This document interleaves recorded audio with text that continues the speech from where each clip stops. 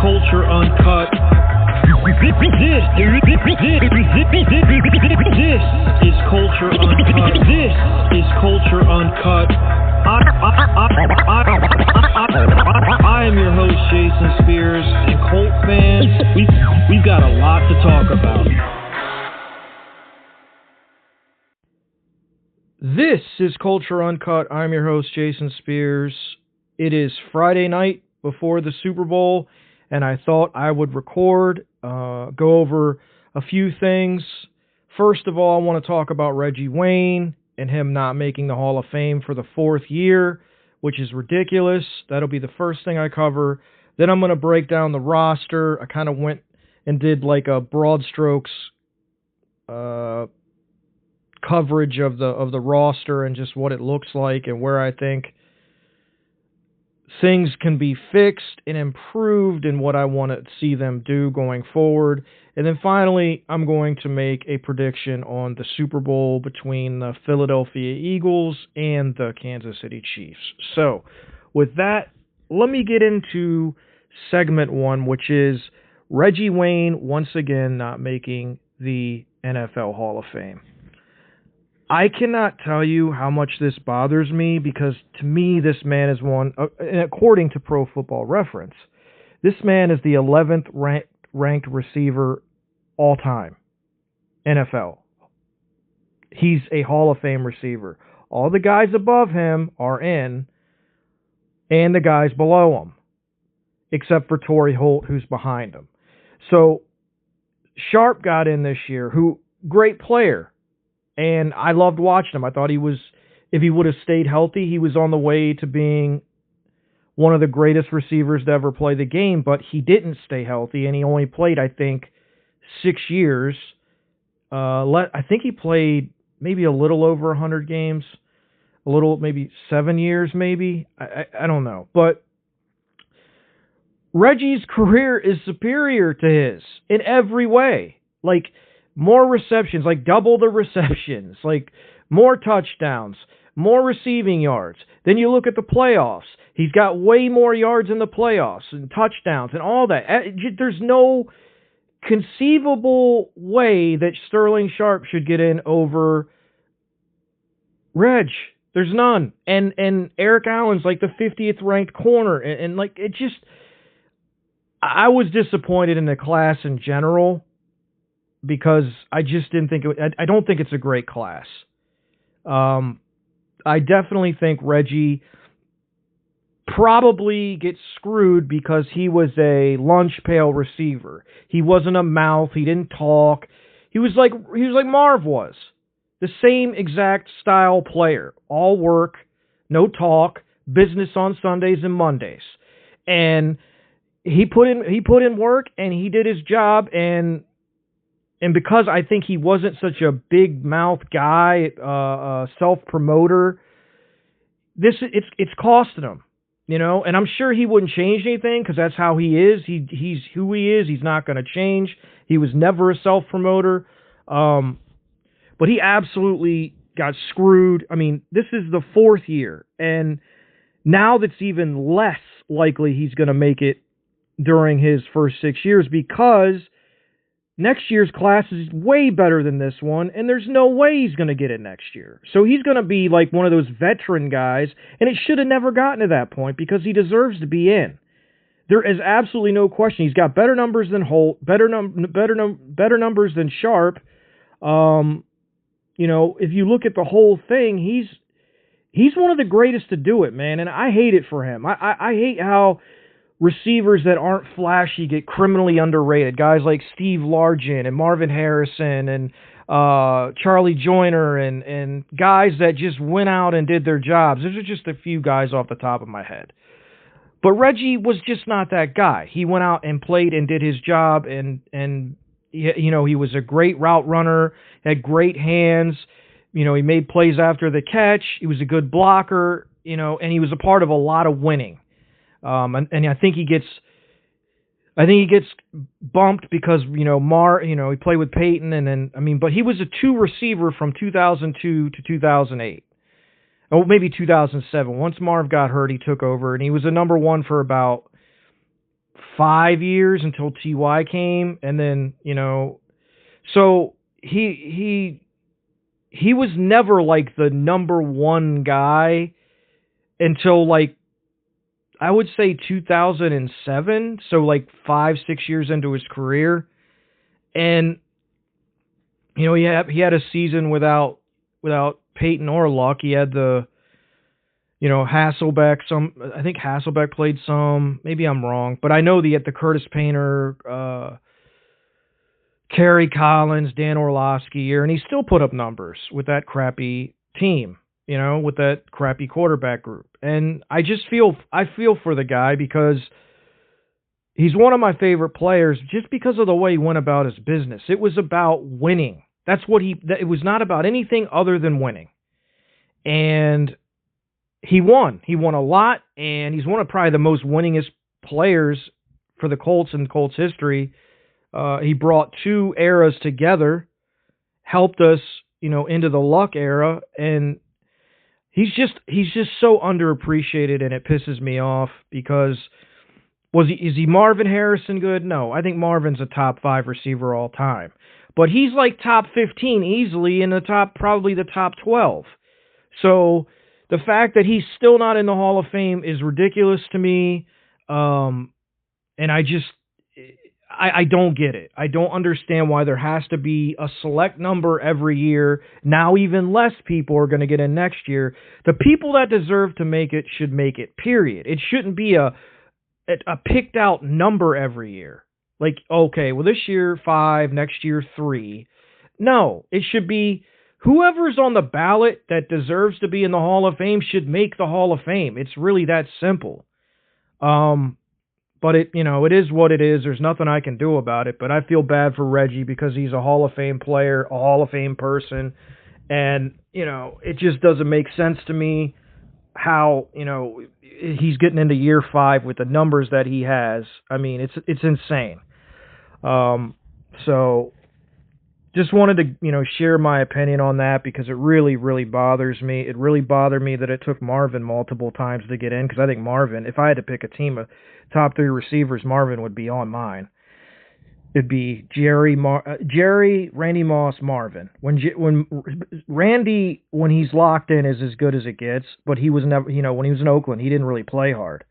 I wouldn't want Terrell Owens on my team because he's a headache everywhere he went, and he never won a Super Bowl, as far as I know. I'm trying to think. Did he win one? He went to one, but he was just a headache, a pain in the ass to deal with. The other 3 guys, really, I mean, Randy when he's younger, maybe a little bit, but anyway, my point is, I just think the Colt receivers, Marv and Reggie, are both underappreciated in their own way, because when people talk about top 5 receivers, they never mention Marvin. And Reggie isn't thought of as a great receiver either, and it really pisses me off. But anyway, that's my piece on Reggie. Hopefully he gets in next year, but I just don't see it because the people that are coming out next year, I think Adrian Peterson's one. I mean, there's just no way he's going to get in. So I'll move on from that to segment 2, which is kind of going over the roster, an overview of the roster, and what it's going to look like next year and what I think it looks like now. So going through the offense, you've got Anthony Richardson at quarterback. They're going to have to sign a quarterback too. And then you have Sam Ehlinger, who is a free agent, and Jason Bean. I think they'll probably end up just keeping Jason Bean as the 3. Then running back, you've got Jonathan Taylor as the 1 and Tyler Goodson as like the 3. Tyler Goodson, Evan Hall, I guess you would say.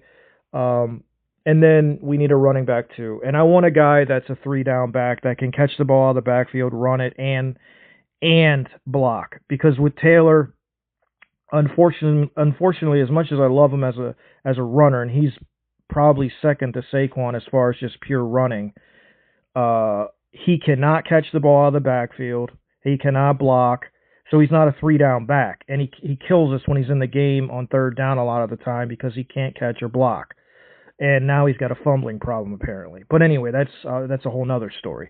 But they have to get a running back too in this draft. I don't want to pay for a free agent. They need to get a running back too, maybe in round 3 or 4 or 5. There's a lot of great backs in this draft. A lot of guys that can do a lot of things. So that's where we're at running back. Then you go to receiver. We're kind of set here. Pitt, AP, Downs, AD, wide receiver 5 or 6, and then Gold, whether he's 5 or 6. So I think, for me, well, I'll get into who I would re-sign Doolin as the wide receiver 5 because he's a very good special teams player and he won't cost much, and I think he's a solid backup receiver. So that's what I would do there. Then you get into the tight end and the O line. Tight end, we definitely need a tight end in this draft, whether it's in the first, second, or third round. There's some really good tight ends available. Obviously, Tyler Warren is the guy that I think is probably not going to be there. So it's going to probably have to be one of the other guys. But looking at the roster right now, we've got Ogletree, Woods, and Mallory. I think Woods and Mallory battle it out for the last spot, and I think we sign a free agent tight end to go with whoever we draft in Ogletree, because Woods has been hurt and can't stay on the field, and Mallory, for whatever reason, just can't. They just don't play him. So I think we'll see 2 new tight ends added to the roster. Then you get into the offensive line. Ryman, Gonzalez, Bordellini, Nelson, Freeland, French. Those are my guys that I would have. You got French to back up Bordellini. Freeland to be the swing tackle. We definitely need to re-sign Fries to, make our line complete. We can't have another hole in our offensive line because I think we're going to end up cutting Braden and, not re-signing Kelly. So that would be 2 holes right there that you have to fill with young players. You want to get Fries back. Obviously, we need to draft or sign a guard for depth to back up because I don't think Tucker or Glowinski are the answers. They cannot play for an extended period of time without the offensive line falling apart. So I would say, we could draft a right tackle and let him go at it with Gonzalez, but I'm more worried about guard, to be honest with you. So we have to do some work there, and then kicker, punter, long snapper, Matt Gay, Rigo, Rhodes. I'm happy with Rigo and Rhodes. I wouldn't be against cutting Matt Gay, but I don't think that's going to happen. So I think we roll with him. So offensively, we need a quarterback 2, a running back 2, a right guard, let me see, and then 2 tight ends. So we can solve some of those problems. Right guard re-sign Fries, re-sign Doolin, and then you've got your wide receiver core intact. You've got your starting O-line intact. I do think we need to pick up a guard, maybe a veteran guard to back up if Quentin or Fries gets injured. I think we need that. We just need as much competition on the roster as possible. But I think all these holes on offense are fillable through the draft and free agency, and I think it's more depth than anything else. But yeah, I would probably release Braden unless you can restructure his deal. If you can restructure his deal and have less of a cap hit, then maybe you do that. If he comes back, that is. If not, you release him and you maybe let Freeland and Gonzalez go at it at right tackle, and maybe the loser gets the swing tackle job, or maybe you go out and draft another right tackle. And again, it's all competition. That's how you get better. So a lot of options, but I think our offense is a lot more fixable, I think, than our defense right now. I don't know. I really think if we make the right moves, though, which obviously with Chris Ballard is not likely, but if we're aggressive in free agency and really get after it, I think some of these holes can be filled. So now let's get into the defense. So defensively, defensive line, you've got Latu, Pay, Defo, Grover, Taekwon, Aid, and so that's like 7 guys. You really need to add 3 more. So I'm cutting Raekwon Davis. I'm not re-signing Taven Bryan. and Samson Ebukam I'm releasing, and the reason being players that come off of that injury usually are not good the first year. They're good the second year after the injury, and this is the final year of his deal, and he's 30, so I would just release him. Or trade him. Maybe you can get something for him, but I doubt it. He's coming off an injury, so you release him and you use that money in free agency. So you're going to need an edge guy, which I think should be Dio. I would re-sign Dio. And then you're going to need a 3-tech and a 1-tech. You're going to need 2 guys. I don't know if you it's for depth. So I don't know if you go, get a guy in the draft or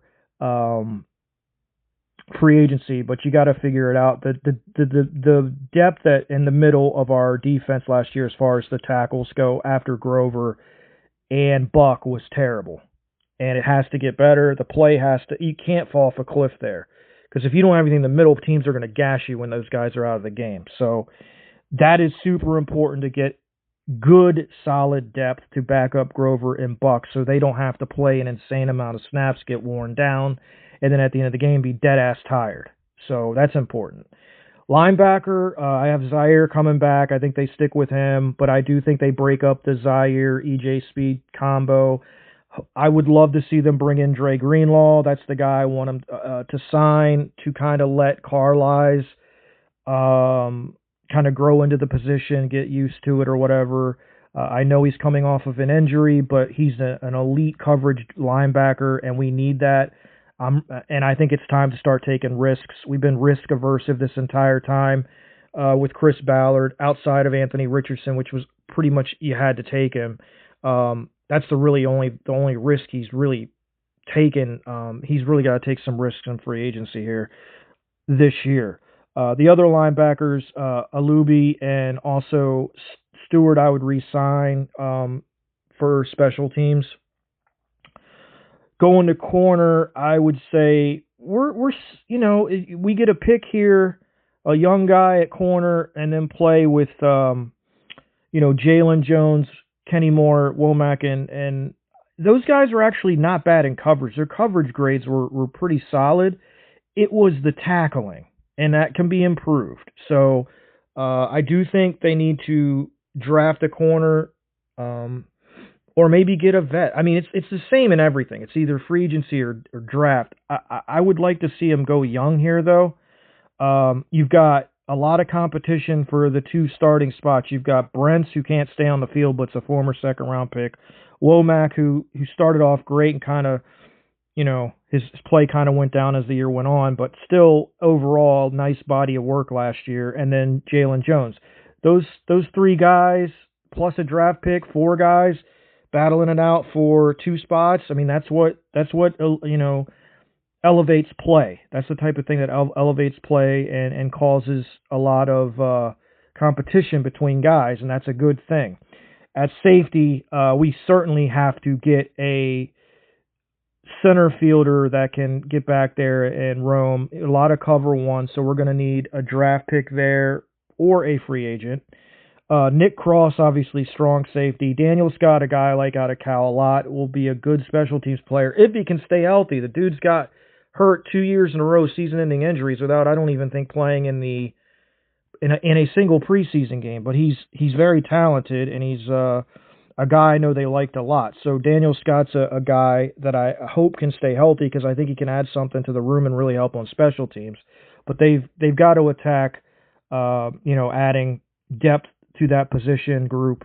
I would bring back Julian Blackman to help, not because you don't really want to throw a rookie into a situation where with a complicated defense where there's a ton of weight on his shoulders, because you're putting kind of too much on him. So I would like to see them. I went back and forth on this, but having looked at a lot of the free agents that are out there, Julian's coverage grade is higher than almost all these safeties that are out there. So his problem wasn't coverage, his problem was tackling, and he was injured the entire year.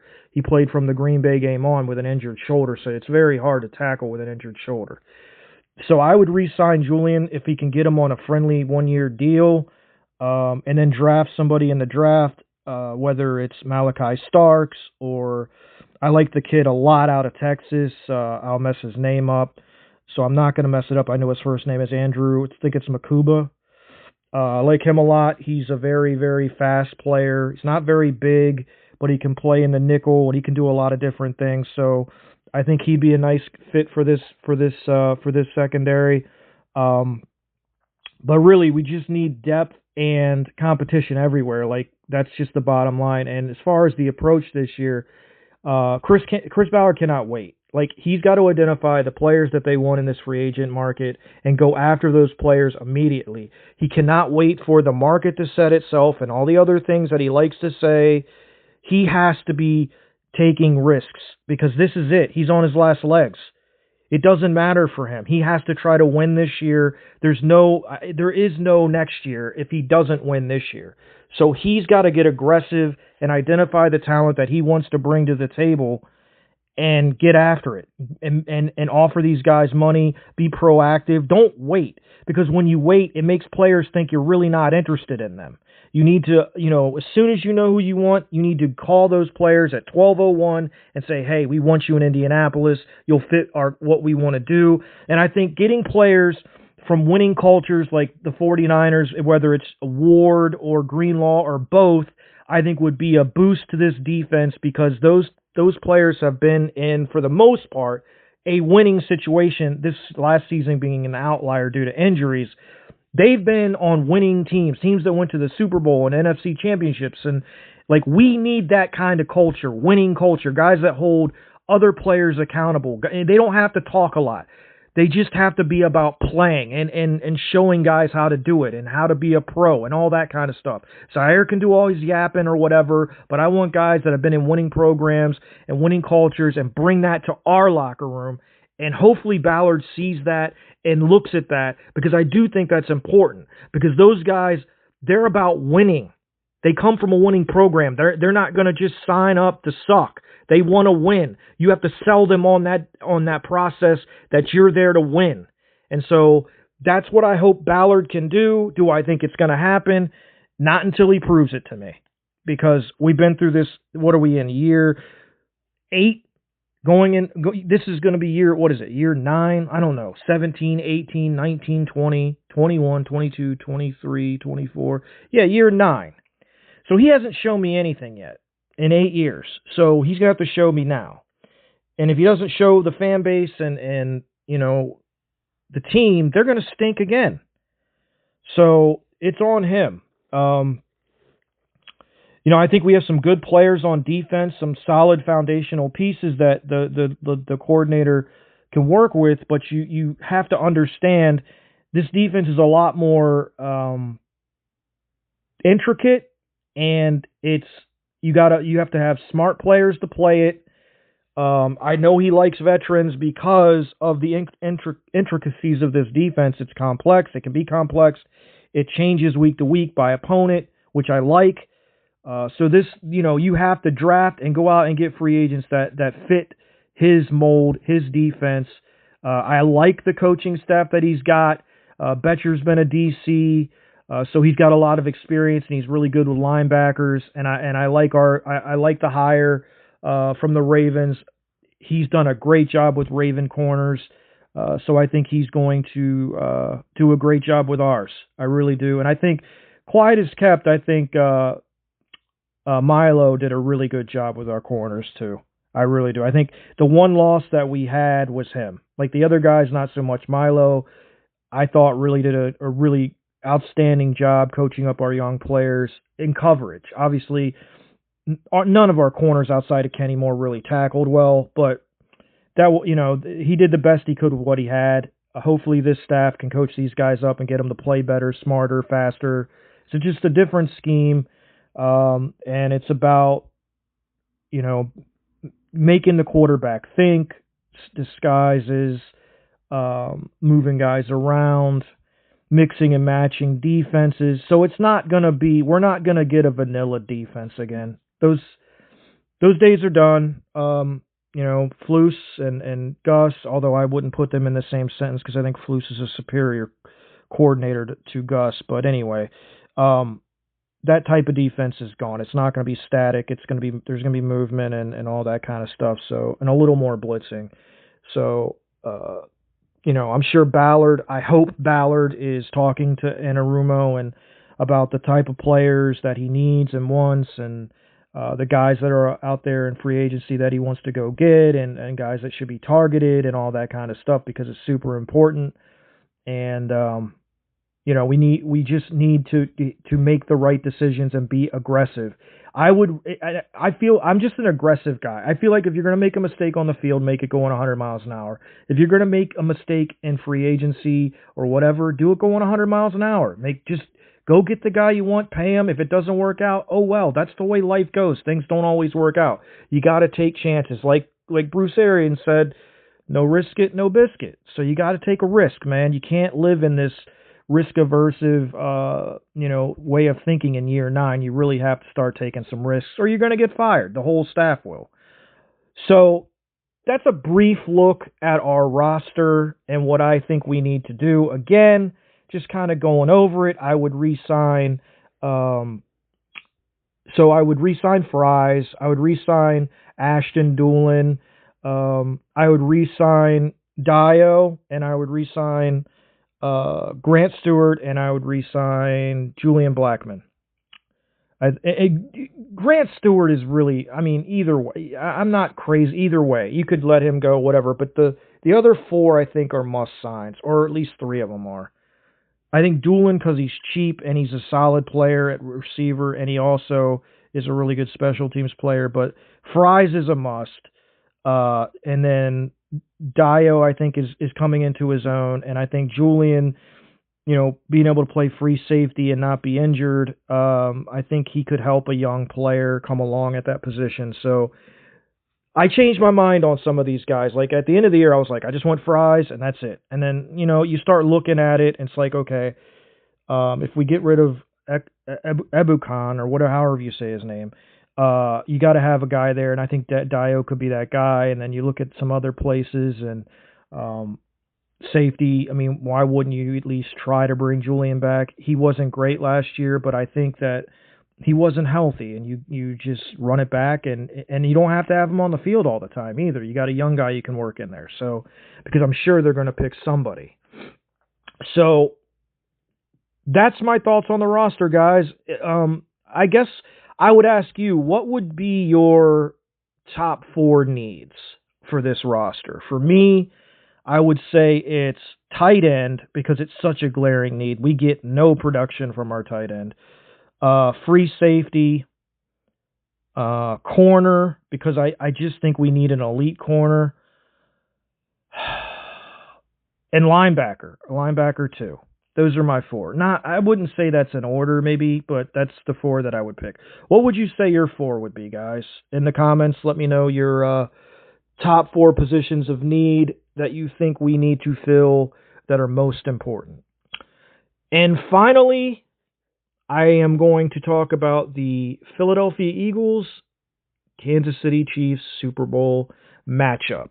So this is a great matchup, a fun one, a lot of talent. I think Philly is the most talented roster in the NFL, but these games that usually come down to quarterback play. I'm very excited and interested to see how Spagnuolo attacks Saquon Barkley, whether there's going to be run blitzes, is he going to bring an extra guy down? To me, what he's going to try to do is mix it up and disguise what he's doing, and hopefully for him, take away Barkley, but it's easier said than done the way he's playing. But I do think the game is going to ultimately come down to who plays better between Jalen Hurts and Patrick Mahomes. And in that scenario, I just can't pick against Mahomes. Now, Jalen I think he's got like a 17 touchdown to 1 interception ratio in the playoffs. So he hasn't played bad, but I just can't see Mahomes losing. He lost to Brady, but that's Brady. This is different. I just, the key to the game is going to is Kansas City going to be able to block the Eagles front?